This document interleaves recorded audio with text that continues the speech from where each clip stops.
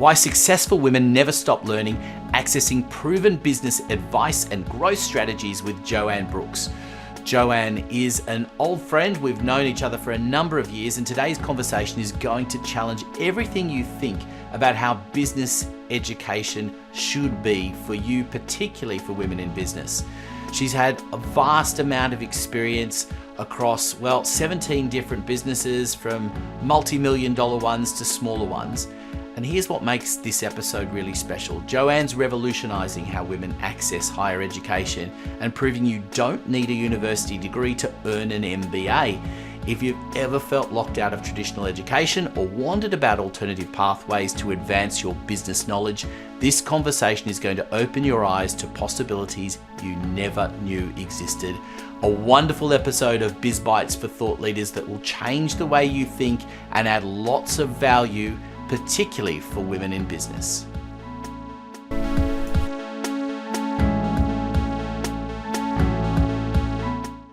Well, hello everyone and welcome to another episode of Biz Bites for thought leaders.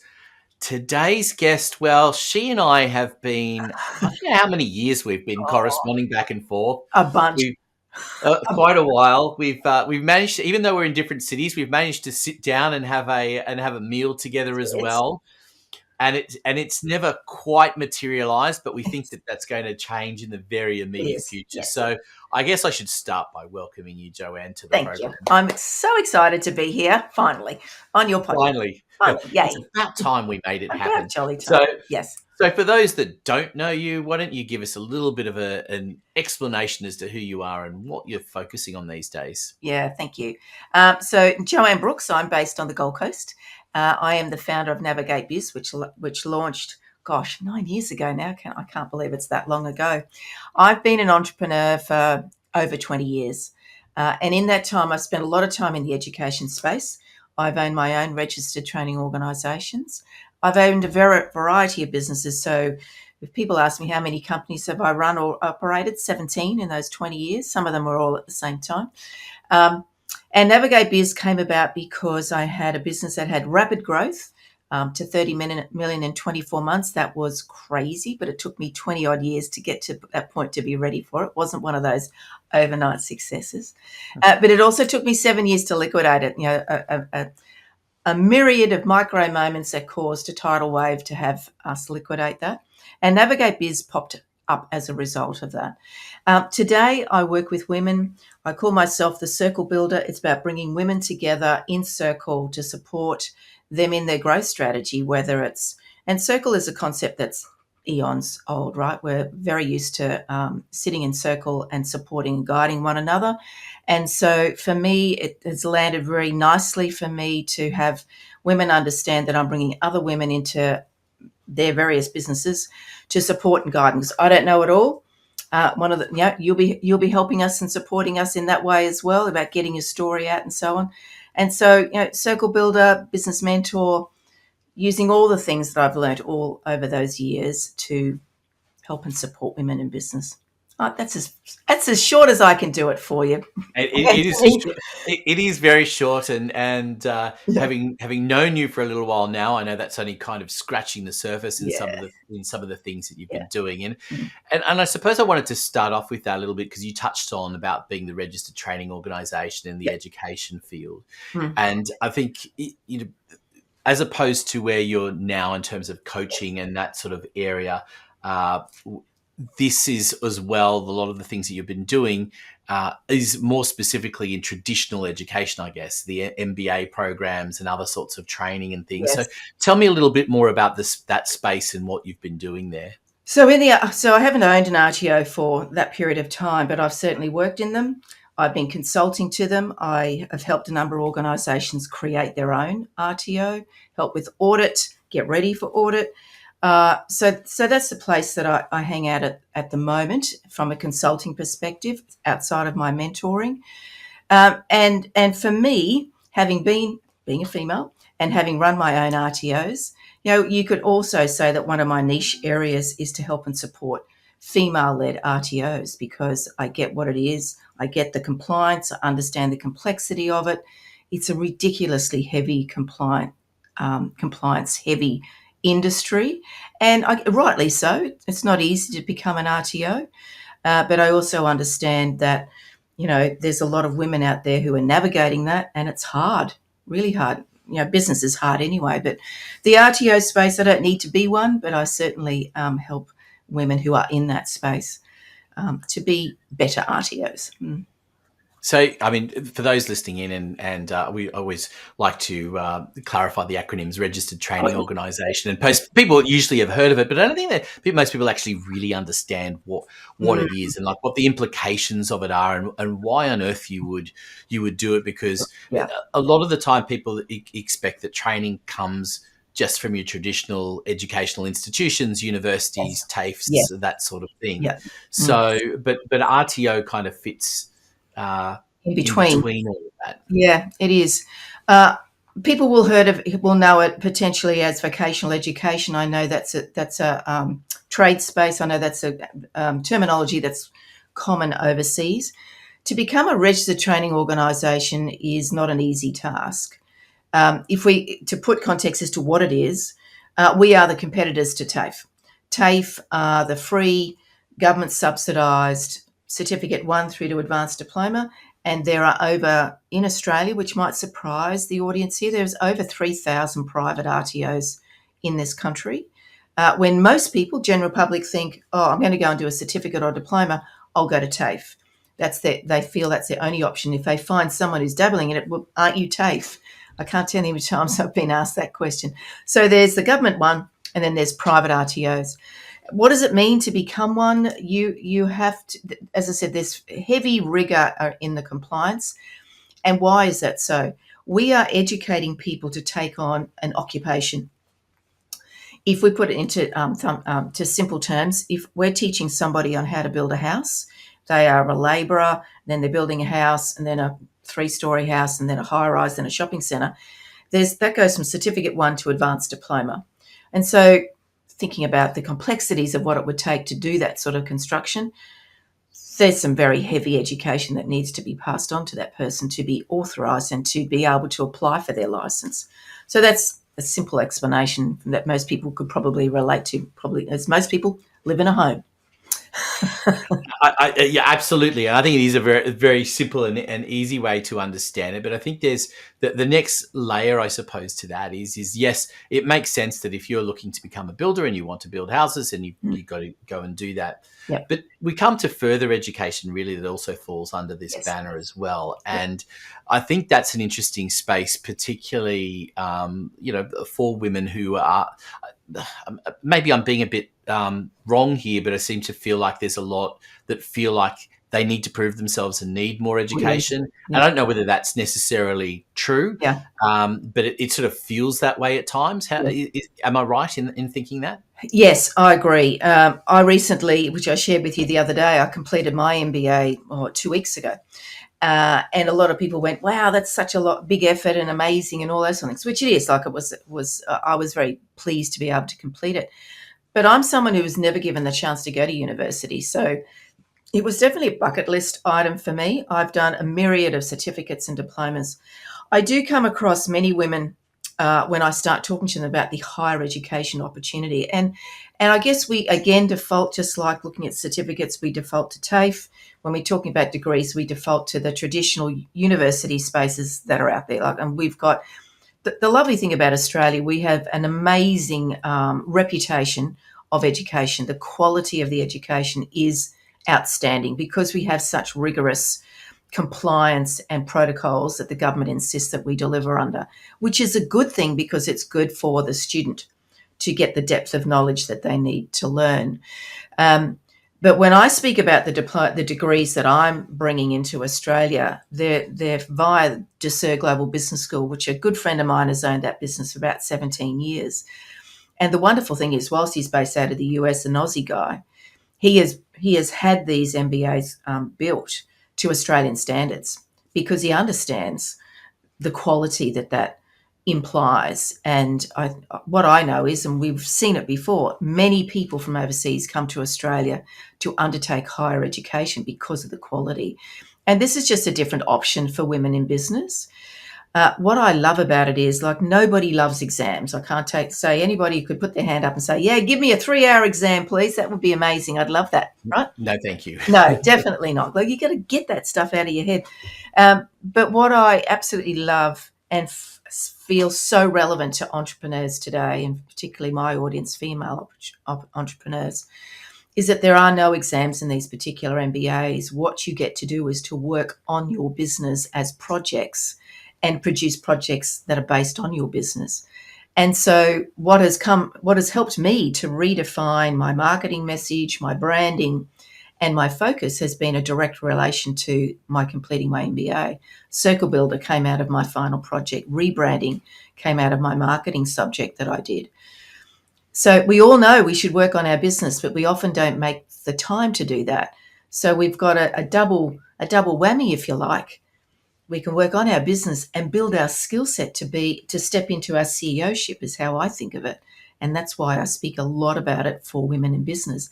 And the awesome news is you don't have to have a degree, which is why I was able to do it.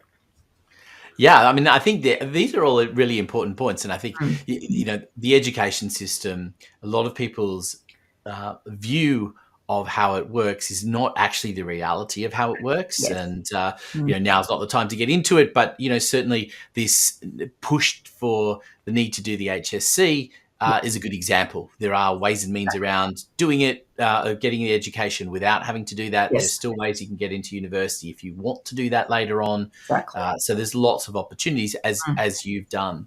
I guess the question as well is, there's one thing in this sort of scenario that you've painted in terms of doing the MBA, because that scenario, of course, is that there's a bucket list of wanting to do it. Mm-hmm. There's the combining it with being able to work on your business. It ticks those boxes. Yeah. But there are a lot of people who'd be sitting there and going, well, I've got a university education already. Yep. I've been in business. Mm-hmm. We've got people working on the business. What's the incentive to do an MBA? And not just an MBA. There are other things that you can do, of course. What's the real incentive to do it? I mean, is it for your own ego, or is it because it's actually going to help you get ahead in terms of achieving the next role? I mean, we're talking about people who might be employed here. Is it going to put you ahead of the next person? I genuinely believe so, particularly the Desert Global Business School opportunity. And the reason is very simple. No exams, great. However, the people who've written these programs are entrepreneurs. And so traditionally, our academia will write the degrees and the master's degrees, all those sort of things, in traditional university space. So what Matt Jacobson from Desert Global Business School, who's the owner, he specifically sought entrepreneurs to help him write them. And the entrepreneurs that he's got woven through in video interviews and the written content are people like our past prime ministers, heads of state, the head of the CIA, Goldie Hawn, Desmond Tutu, Julia Gillard, just to name a few of them, and a lovely equal spread of men and women. But, if you're going to learn negotiation skills, who doesn't want to learn it from a person who's been the head of the CIA? I think he's got something to share. And so that piece was one of the main reasons, besides a bucket list for me, one of the main reasons why I wanted to go and do mine. Because I wanted to hear what those people had to say. I want to hear Julia Gillard and how she navigated the tricky piece of we all remember the misogyny speech that she did, and how she navigated that environment that many, many women face in corporate or even in their own business. And I didn't do it for the letters. The letters are going to be handy, potentially, if I'm going to go for tenders or corporate work, etc. So as an entrepreneur, it makes total sense. But what I see these programs are, learn from these world leaders who are sharing their insights. And some people would say to me, well, I can go and find them on YouTube. And absolutely you can. But I know that the interviews have been curated to meet the learning requirements of the subject. And so they're sharing their insights in negotiation skills. Like Goldie Hawn, I always thought of her as the crazy ditzy actress. She has an amazing business mind and an amazing foundation that she has for women and children. So she is somebody that go, wow, well, I've learned a bunch of things from you. And so, we all learn differently, video, audio, text, so it's got all those through it. So for me, when I speak about it as an entrepreneur, for me, it's the final piece to my pathway for entrepreneurs in what Navigate offers. And I speak to women in business to say, we've worked on you. We've got your foundations right. Now you're ready to grow and scale your business. Let's really step into your CEO-ship and let's build your international network, your global network, learn critical thinking skills, learn problem solving, all those things that you need as a CEO of a business that you're going to scale to whatever level. Doesn't matter. We hope you're enjoying listening to the Biz Bites podcast. Have you ever thought about having your own podcast, one for your business, where your brilliance is exposed to the rest of the world? Well, come talk to us at Podcasts Done For You. That's what we're all about. We even offer a service where I'll anchor the program for you. So all you have to do is show up for a conversation. But don't worry about that. We will do everything to design a program that suits you, from the strategy right through to publishing and, of course, helping you share it. So come talk to us, podcastdoneforyou.com.au, details in the show notes below. Now, back to Biz Bites. We've worked on you. We've got your foundations right. Now you're ready to grow and scale your business.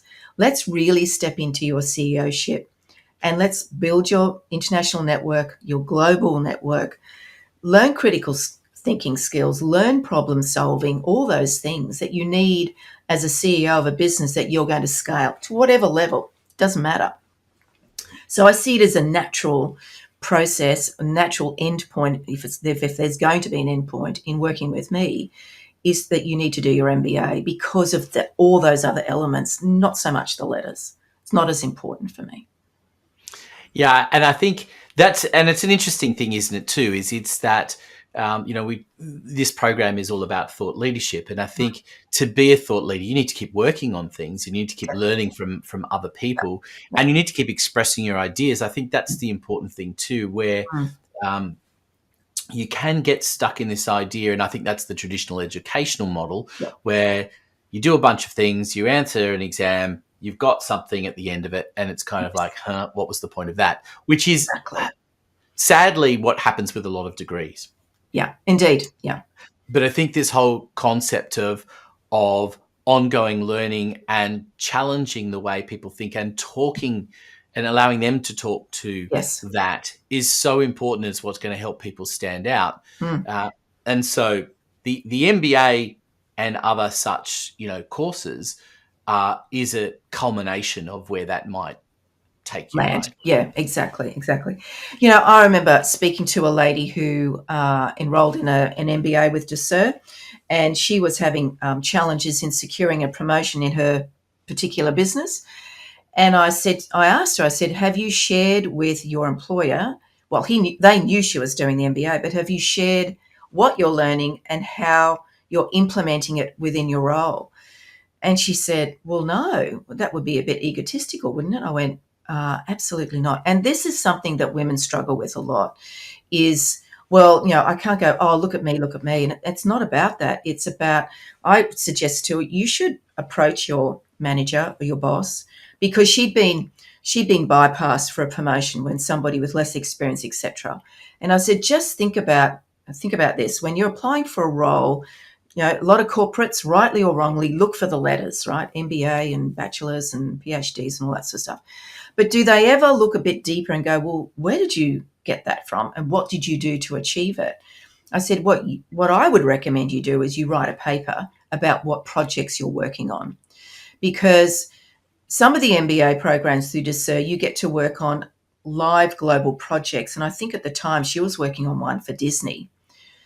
So how cool would it be to have on your resume that you've worked on a project in Disney and they've implemented it, right? So she was an employee, and it took a fair bit of convincing to have her step forward and share that, because the way it is, men are men and women are women. Men will tick 3 of this 10 criteria and go, yep, I'm going to go for it. Whereas women just won't naturally do that. They find that pretty confronting. But when we looked at the criteria of the role and what she was learning in her MBA, I said, you are ticking boxes left, right, and centre. She said, but I haven't finished yet. I said, doesn't matter. You're still you're passing subjects as you go. So take a big breath, have a go, and just even if you just go and have a talk to the boss and say, these are the things that I'm learning, and this is what I'm implementing in my role for you as an employee. I never did find out how she went, but I don't think that's an unusual situation, sadly. Yeah, it is, and I know what you mean. It's being scared to have that conversation because you feel like you need to get to the end of it first to be able to Yes. do that, and then there's at the end of it you think, oh, I need to get some runs on the board before I do, and suddenly you're Yes. 10 years down the I track, know. and rather than having the conversation now, and I think that's the important thing. It's what separates leaders ultimately is not being afraid to put yourself out there. You're not always going to be right, Correct. and it's also how you frame the conversation as Yes. well. Having a conversation with the boss and saying, look, I am, in this particular case, I'm doing an MBA and these are some of the things I'm looking at. This is what I've been implementing and thinking about in the role. I'm interested in your opinion as well. Suddenly you're mixing it in an intellectual conversation at a Yes. completely different level to what you were before. Exactly. And that on its own is of value, whether there is a position that you're aiming for or not. Exactly. And, to take that to the next level, what does SIR are always looking for are larger organisations that have a team of executives or management. They would love to work with a team of management to enrol, and then they will ask that organisation, what project do you want them to work on for your business? That doesn't cost that organisation anything, but they might have outsourced that project to some of the large consultancy firms and spent many hundreds of thousands of dollars. But think how the return on investment for an employer to have a team, a cohort of staff working on a project for their business at the same time achieving their MBA, game changer. Yeah, I mean, it's something we've spoken a little bit about on the program in the past, but investing in your team Yes, is more and more important these days. I think, exactly. particularly in the face of AI and other things, when you can invest in your team and that creativity and that Yep. ability to problem solve and think about things differently, which you can transfer to new things as they come along. The truth is that the information that we're dealing with today on how we navigate AI and where we use it in a business Mhm. was not something we were thinking about really 5 years ago in most businesses' cases, certainly not 10, 20 years ago No. for the majority of people. Now, there are some exceptions out there, by the way, and Yeah. I remember working with an organization probably 10 years ago that was already dealing with an AI Yep. type situation, very basic compared to what is out there today. Yeah. But nonetheless, 10 years ago, it was extremely advanced and we don't know where we're going to be. So being able to problem solve and understand these things is an incredibly important part Mm. of, an organization Yeah. and, pushing that with your team is rewarding. Exactly. And the great news is for Desert, literally, I'm going to say about 2 months ago, they launched their MBA in artificial intelligence through one of the European universities. So it went, oh my gosh, that's something that I'm not going to enroll straight away, but I figure I might do that next year. Another one on the bucket Another list. one. Yeah, I went, oh, I'd love to learn more about that. Yes. So let's change tact a little bit Sure. because I know that the things like the MBA are sort of the culmination of things, but that's not Aspiration. Yeah. necessarily where people are able to start. And I think that's often we don't know what we don't know, as a Yes. lovely phrase. Yeah. But it's and I think a lot of people think that, well, you only can learn on the job and pick things up that way. Mm. There's often a gulf of people who don't understand the value of coaching Yes.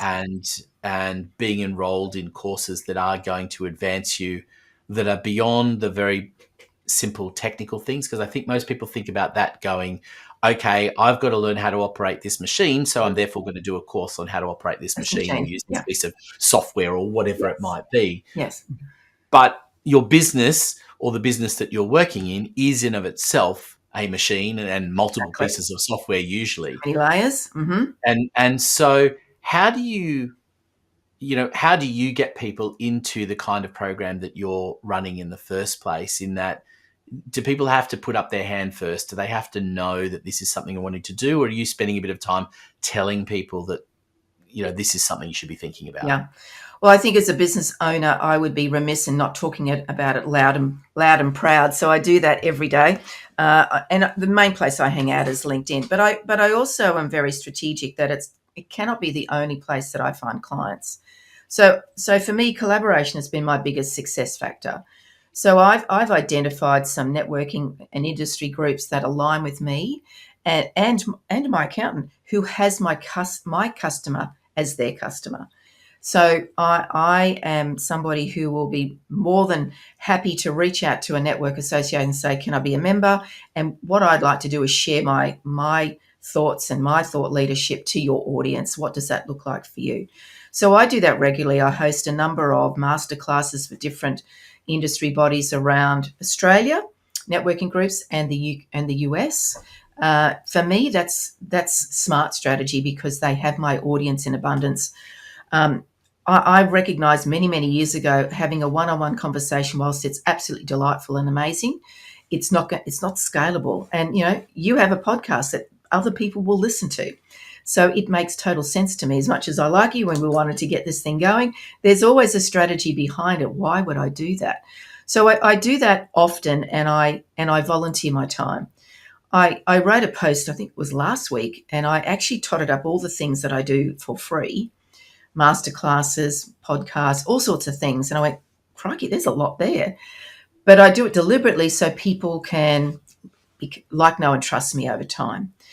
I get it. I had this situation that I thought I was speaking to a real person on LinkedIn, and it turns out clearly it was not, because I asked it the same question 3 times, and I was questioning what they were responding to, and I got the exact same phrase back. And I went, well, clearly you're not a real person. And the really sad part was that piece of software that they were talking about was that service about how to respond to people on LinkedIn. And I went, oh my gosh, this is never going to happen in a pink fit. that reliance on AI, and it's quite funny you say that. This has happened to me on more than one occasion. So there's a little tip for people that you get a question from a potential client, and so you think you'll be clever and you'll jump onto an AI platform, and you ask it to answer that question on your behalf. Yes. Now, that's clever to a degree, but if it doesn't know your tone of voice, it's going to be pretty obvious in a conversation. B, please read it before you post it. Please. I had someone post it today, and it clearly said, and don't forget to ask them, this about their business, or fill in their business name, and things like that were clearly meant as a direction for you to do to personalize it, not to cut and paste. And they cut and pasted it, and I just went, and it was so not them. They'd literally taken my questions that I'd asked, put it into a service, cut and pasted the responses.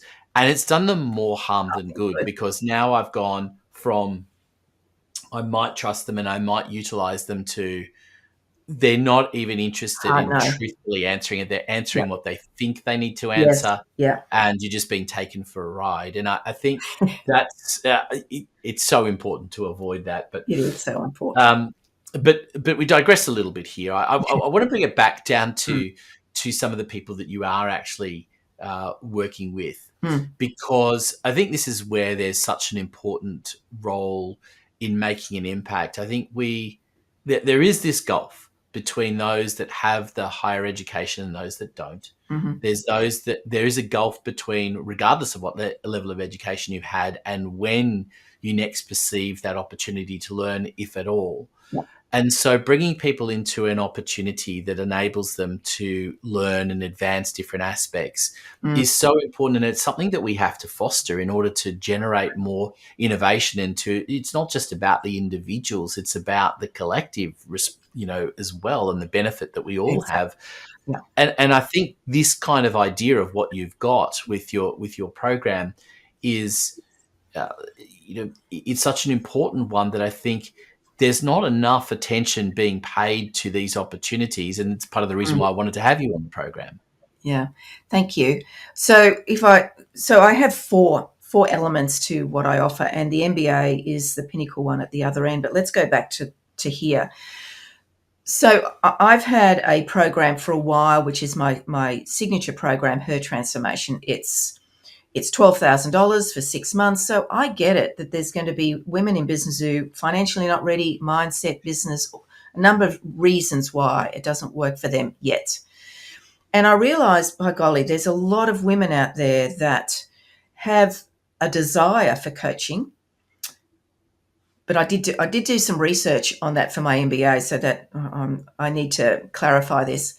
We have had an abundance of coaches land on the landscape, coming out of corporate with an amazing amount of skills.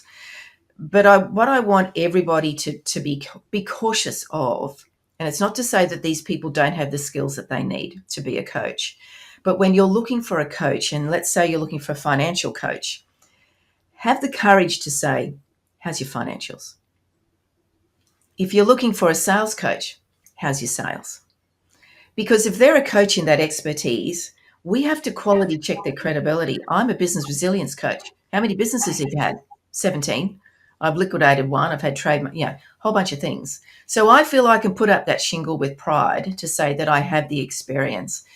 But in my research, I realized through my MBA that there are so many women in business who didn't know that there's a coach for every micro element of your business. There's coaches across so many facets.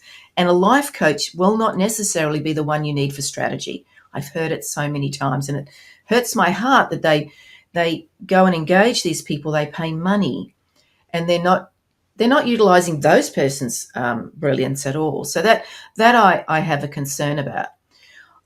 I have therefore created a platform for easy entry into coaching for any female entrepreneur, and it's $97 US a month. I feel I've made that incredibly accessible.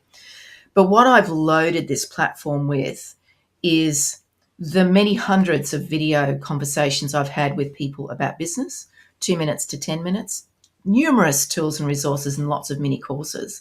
But they get me for an hour and a half every month of client-led mentoring. So there's discussion forums, all these sort of things. So I wanted to create a circle, a place that was safe for women, whether they're brand new to business or whether they're in the messy middle and they're going, oh, I need something, but I'm nervous of spending a lot of money, but I know I need quality. So I wanted to create something that would tick all those boxes for them, and they can dive in and out. It's not a course to finish. It's not start A to Z. You can go A, K, L, Z, whichever direction you want. It's there for you to dive into. What do I need today? I need to know about sales. What I need to do today? Oh, I need to understand the financial terms of my profit and loss. I don't understand financial literacy. I can go find that in here. So for me, it was about filling a jolly great big gap for women in business to, maybe to reaffirm the things that they think they know and make sure it's right. But also, I think I'm going to learn a bucket load of things from these women as well. Like, I don't know it all by any means. So I wanted to create a safe circle for women to come together and learn and absorb and download whatever they need for their business. I wanted to pick you up on something that you said there, which is safety, women feeling safe. Mm. And it's I don't want to gloss over it because I think it's an important term, and I think it's important that people understand what that actually means, because it's easy to gloss over it and kind of go, safe. Well, why wouldn't you be safe? You're reputable. It's fine, but it's not. It's more than that. Yeah, it is. It's wraps around mindset. It wraps around the quality of the material that you're going to get access to, the people who are welcomed into Circle. For me, initially, I want to interview every single one and make sure that they are ready for that. Particularly for Her Transformation, you will be invited. You can't just come in because it's such an intensive program. But safety isn't a really important thing that came out of my research as well, which is why I landed with Circle. I've heard stories of people spending an awful lot of money, maxing credit cards, mortgages. And what I know is we've got somebody, a partner, a husband, a significant other looking at you going, when is this thing going to happen? And that creates an element of fear and scared and overwhelmed, and you're going, oh my gosh, I have to show this person that I love and admire and who's in my life that I can actually do this. And they may not say it out loud, but there's a lot of that going on inside. You know, we've got these little people on our shoulders. And so for me, the safety piece was to make myself accessible. So even for $100, if you want 15 minutes of my time, my link is there and you can ring my phone number.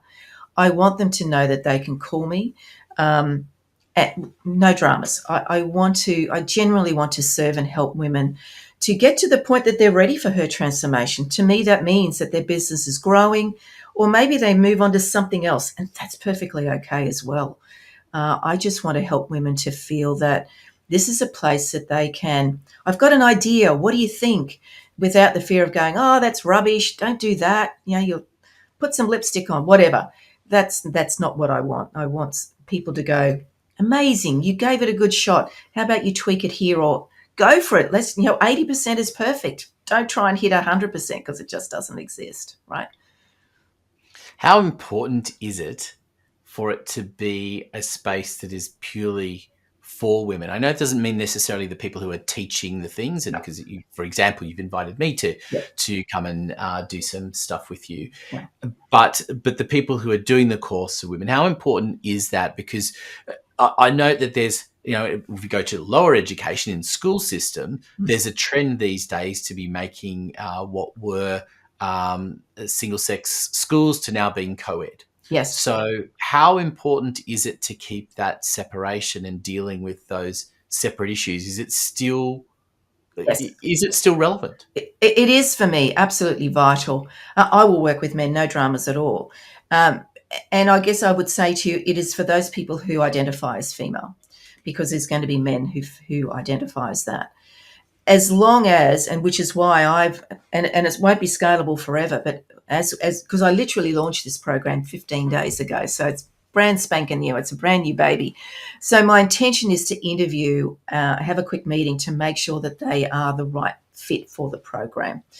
And if I have to make those hard decisions when people are in, I'll make that hard decision, because it has to be a safe place for all women to feel that because a lot of it is confidence, a lot of it is imposter syndrome, all those things that, and I know it's not unique to women, but it's prevalent in women. You know, they're very comfortable in their genius, but then to actually get on a camera and talk about it, which is why I wanted you in there, because it's so important to share your story. So important to me. Yeah, I mean, you know, we could go on for hours about the power of story. We won't do that. We won't do that right now. But I do, you know, and hearing your story is incredibly important and powerful as well, because I think that's, you know, you also hit upon something that is around credibility and asking people that, you know, what their background is. There are an awful lot of coaches and consultants out there, and many purport to be a lot of things. I've experienced different coaches, and some where you sit back and you go, wow, they're amazing. And maybe not for me, but they are amazing. Yep. Others where you just sort of shake your head and you go, I'm not really sure. Yes. And others which are just constantly, you know, educating and furthering themselves. And I think there's also an important thing to realize when it comes to this space is that, as I've experienced myself, is sometimes you also need to change. Sometimes it's also worthwhile being in one thing for a while and then recognizing that there's something else that you can get from going somewhere else. It's not a slap in the face necessarily to the person you've been with. It just sometimes there's new opportunities. Yeah. I had a very interesting situation last week. I was sharing the circle with Navigate Circle with a number of people who are on my Facebook group, and so one of the ladies came back to me and she said to me, well, I'm a business coach, so it's not relevant for me. And it caused me to really ponder that, and I actually wrote a post on LinkedIn about it and said, so why not? Because for me, this person was an expert in marketing, not business strategy. So in her mind, she's a different.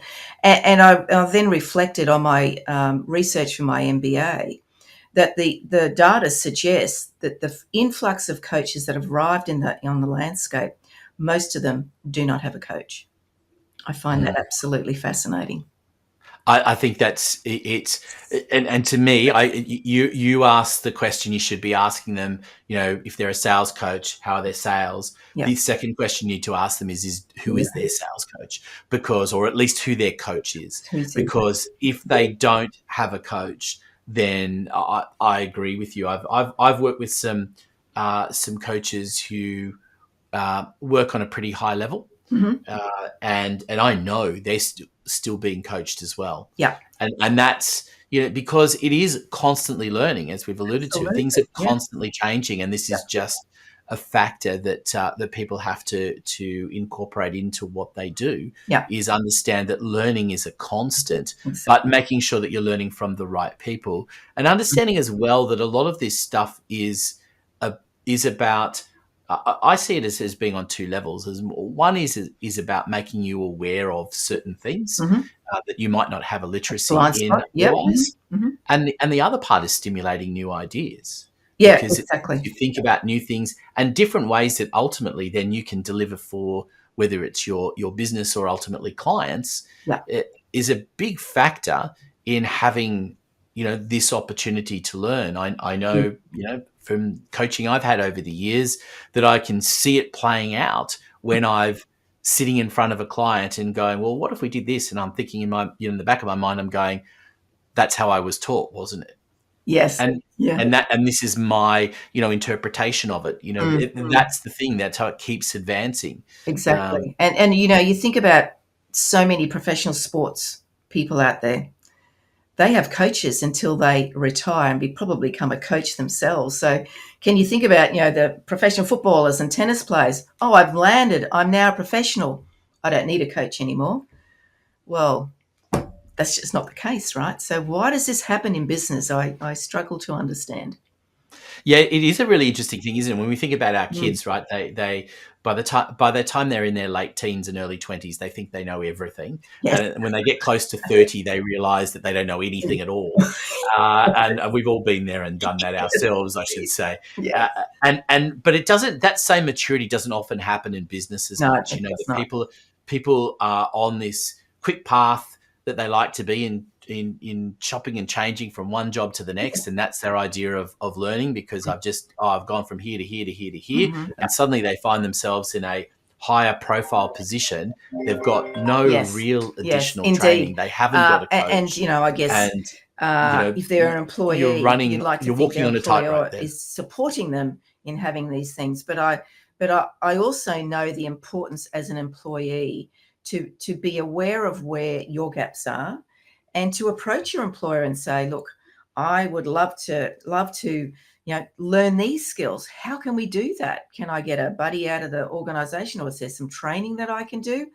And the beautiful thing about Australia is we have an amazing education system, amazing. But there's also an abundance of education that's not accredited, so it's not a certificate, diploma, or whatever. And coaching fits in that. But there's so many other opportunities to learn, and a great place is a network. Absorb, attend those masterclasses, don't watch those webinars. Don't sign up and don't do it. Don't sign up and not watch the replay. Take the time.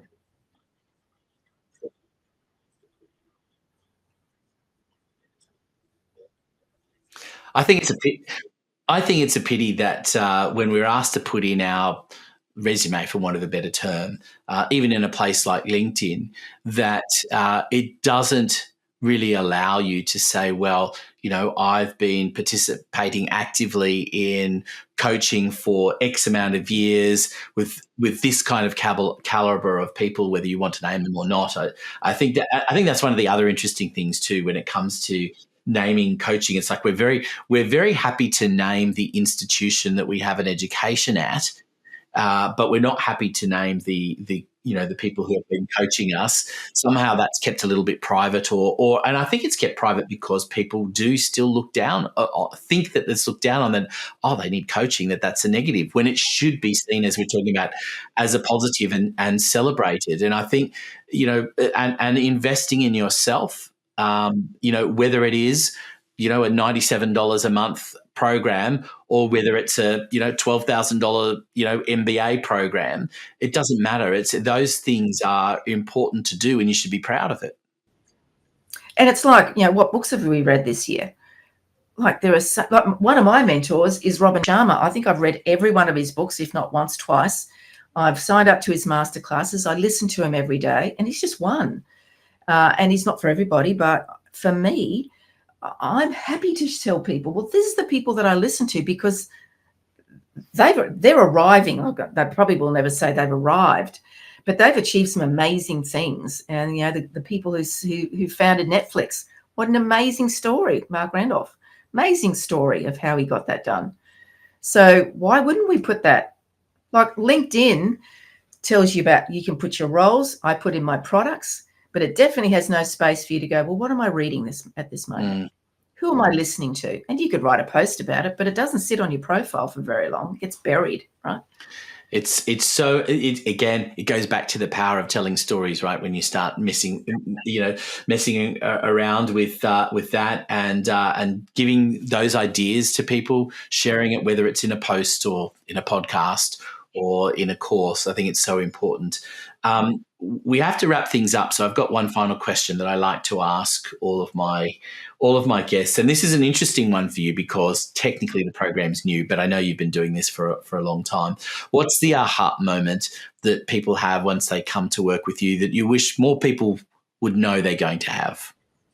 Yeah, I guess I seem to have this gift where I'm talking to people and thoughts just come to you. Have you thought about this? Have you thought about that? Oh, I've got a tool that will help you with that. Have you read this book? Or I know somebody who I can connect you with. So I have been known as a bit of a connector. So for me, my strategic brain is always on. And so I feel I'm incredibly generous. I share a lot of what I know and happy to introduce you to people and will steer you in the direction. So for me, the platform is you will find an abundance of things in there and I'll point you in the right direction. Fantastic, Joanne. Thank you so much for all of the information you've shared. I love the different perspectives on education and something that we haven't explored in enough detail on the podcast before. So I really appreciate the insights, and particularly into women in business as well, and understanding a little bit better. And I'm so glad there is a platform like yours that has so much material accessible. We're going to include all the details in the show notes of how to get in contact with you. But thank you so much for being a part of the program. Thank you so much. It was awesome. And thank you everyone for listening in. Don't forget to subscribe wherever you're listening to us, and stay tuned for the next episode of Biz Bites for Thought Leaders. Hey, thanks for listening to Biz Bites. We hope you enjoyed the program. Don't forget to hit subscribe so you never miss an episode. Biz Bites is proudly brought to you by Podcasts Done For You, the service where we will deliver a podcast for you and expose your brilliance to the world. Contact us today for more information. Details in the show notes. We look forward to your company next time on Biz Bites.